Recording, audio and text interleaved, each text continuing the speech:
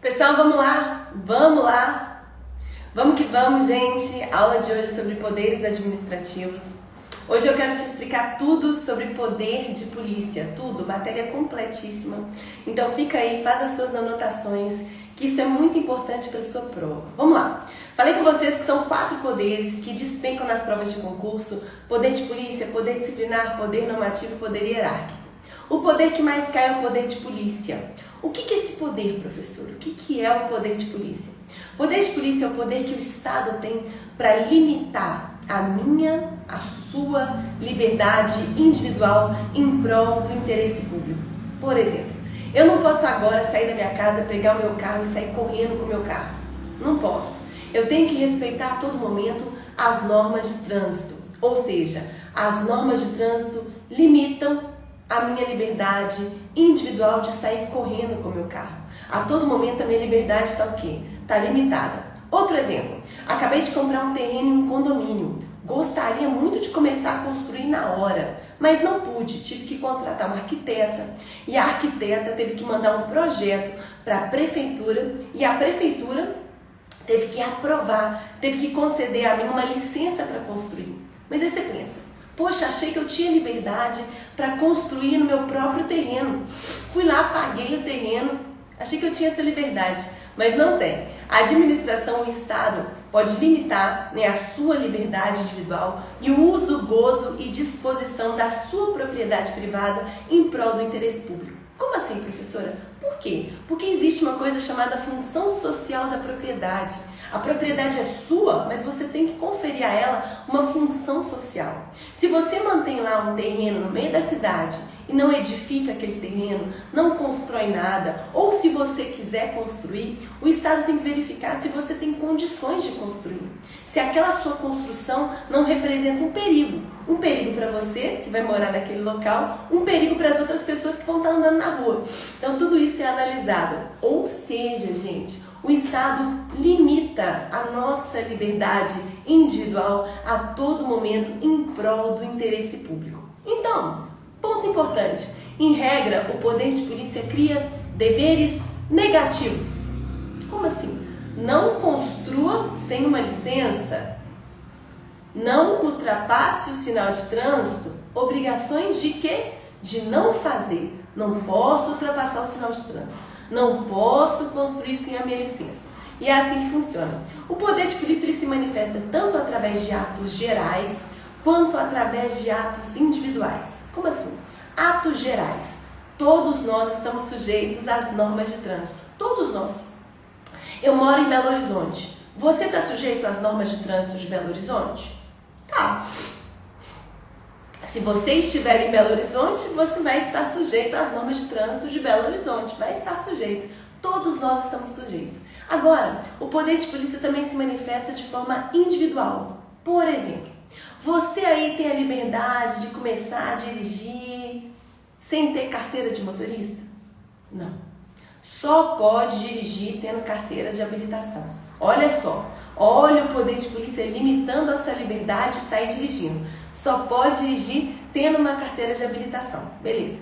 Quando você passa lá, faz a legislação, faz o exame e foi, aprovado, você consegue a sua carteira, não é todo mundo que consegue a carteira não, foi só você, Aquele é um ato que individual, que decorre do poder de polícia, que decorre desse controle que o Estado exerce, para fins de o quê? Atender ao interesse público. Então o poder de polícia se manifesta tanto através de o quê? Atos gerais, quanto através de atos individuais. Além disso, o poder de polícia, a gente tem em regra a característica da discricionariedade. Como assim discricionariedade? Pensa só, o policial viu ali seu carro mal estacionado. Uma parte do seu carro está lá depois naquela placa ali.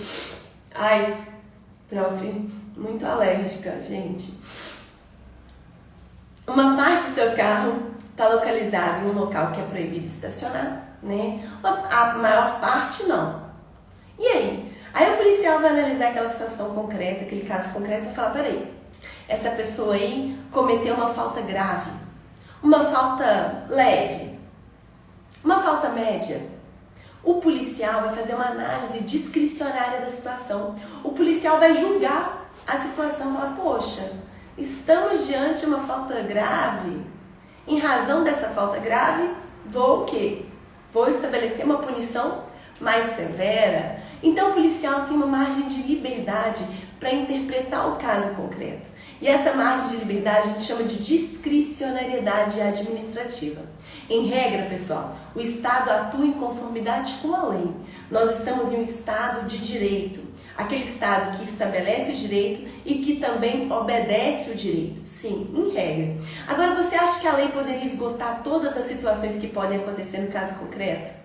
Você acha que teria vade-mecum o suficiente? Teria, meu Deus do céu, imagina como é que seria difícil passar em concurso se fossem disciplinadas em leis tudo que pudesse acontecer no caso concreto.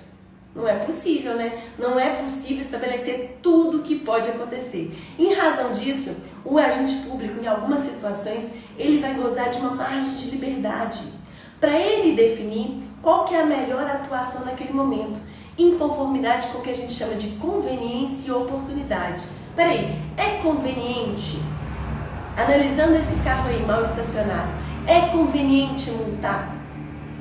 É oportuno? Ele vai fazer essa análise. Essa conveniência e oportunidade a gente chama de mérito administrativo. E isso é importante. Então, em regra, gente, o poder de polícia goza desse atributo da discricionariedade. Mas, entretanto, contudo, existem alguns atos que decorrem do poder de polícia que são atos vinculados. Você lembra o que é ato vinculado? Ato vinculado, esse L de lado é L de lei. Ato que é vinculado à lei. Aquela atuação ali da administração está o quê? Está em observância à lei. Naquele caso ali que aconteceu, o agente público não vai ter margem de liberdade para definir como que ele vai atuar. Não vai. Ele não tem essa margem de liberdade. Ele vai ter que atuar em conformidade com a lei. Por exemplo, um ato vinculado que decorre do poder de polícia é o ato de licença para construir. Eu, de fato, vou construir agora em um condomínio, né? Já estou preparando, vou até hoje à tarde lá. Então, gente, meu projeto já foi aprovado pela prefeitura. Prof, a prefeitura teria discricionariedade para definir se ela iria conceder ou não a sua licença para construir? Não, ela não teria essa liberdade. Sabe por quê, gente? Se o meu projeto estiver em conformidade com a lei, se todos os requisitos foram atendidos, se foi tudo atendido, a prefeitura deve conceder a mim uma licença. Porque imagina só se a gente ficasse na mão da prefeitura. Imagina se a gente, poxa, comprei um terreno ali, mas o agente público ali, o servidor estava de mau humor, não concedeu para mim a licença. Imagina isso, gente. Não dá, né? Então existem sim atos que decorrem do poder de polícia que são atos vinculados. Atos que estão em conformidade segundo a lei, né? Segundo legem, nas quais o agente público não tem margem de liberdade para definir como é que ele vai atuar. Então tá. Gente, pontos importantes. Poder de polícia é o poder mais cobrado nas provas de concurso. Esse trecho aqui, o conceito do poder de polícia, está no Código Tributário Nacional. Tá vendo toda essa parte aqui em vermelhinha? Todas as partes em vermelho no manual respondem a mais de 300 questões de prova. Todo mundo que tem o manual, gente, escuta a explicação em áudio de cada página do material. Ah, e tem videoaula também. Assiste a videoaula no inicinho do capítulo e escuta a audioaula de cada página para você entender a explicação. As partes em vermelho, gente, respondem a 300 questões. As partes em amarelo, a 200 questões. E as partes em verde, a 100 questões de prova. Aproxime o celular do QR Code questões no final de cada página e as questões que são respondidas por essa página vão aparecer na tela do seu celular para você responder. Beleza? Então eu já falei os pontos mais importantes. Atividade o que, gente? Cria obrigações de não fazer. O poder de polícia estabelece obrigações de não fazer. Não ultrapasse o oficinal, ou seja, restringe a minha liberdade individual. O poder de polícia, gente, ele atua preventivamente. Como assim, prof? Preventivamente? Preventivamente, a administração fala, não ultrapasse o sinal. Preventivamente, para evitar a ocorrência de um acidente.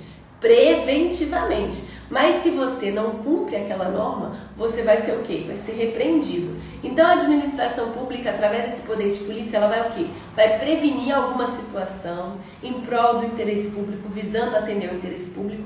Mas se porventura você não cumpre aquela ordem que decorre do poder de polícia, você pode ser multado. Você pode ser o quê? Punido. Então o poder de polícia ele se manifesta tanto preventivamente quanto repressivamente.